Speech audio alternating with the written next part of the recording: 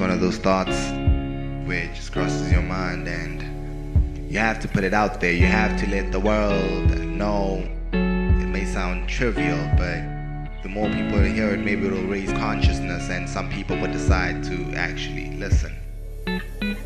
Sometimes I wonder if coming to terms with reality means that I will undoubtedly lose the good parts of me. I pose this question only as a mere courtesy, for I know I'm a good person because I want to be. I understand that objectively there is nothing wrong with the world we live in. It's exactly how it's supposed to be.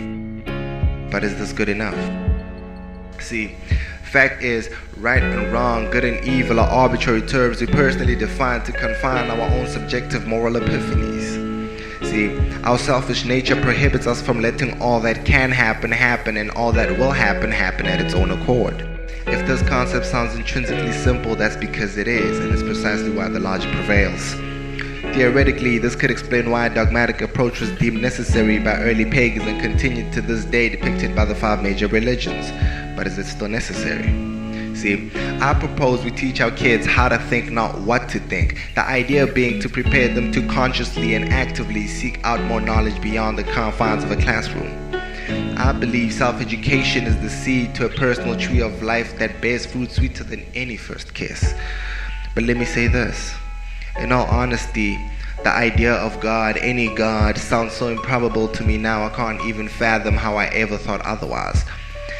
If I had to be honest, I just never thought about it. So when I did, it took me a mere 10 minutes to realize that organized religion were asinine. I don't mean to sound condescending, but it's exactly what crossed my mind.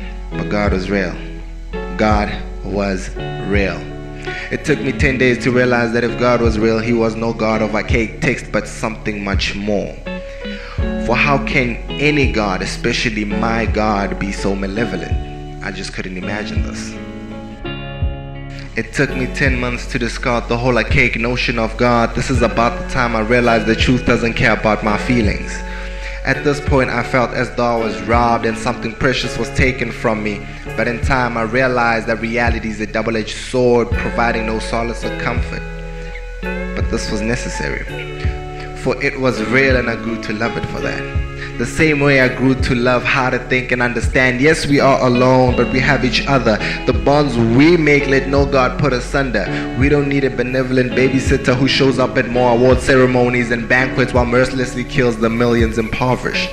And when we ask him why, he feeds us a big mystery sandwich. It's all part of his plans. Well, I'm sorry, his plans are a little shitty. But maybe I'm biased. So let me ask you this. When infants die from otherwise curable diseases, I'll fail to see the plan in that, but maybe I'm biased. What do you see when you celebrate him as the most highest? This is a letter to an educated nation. Please respond.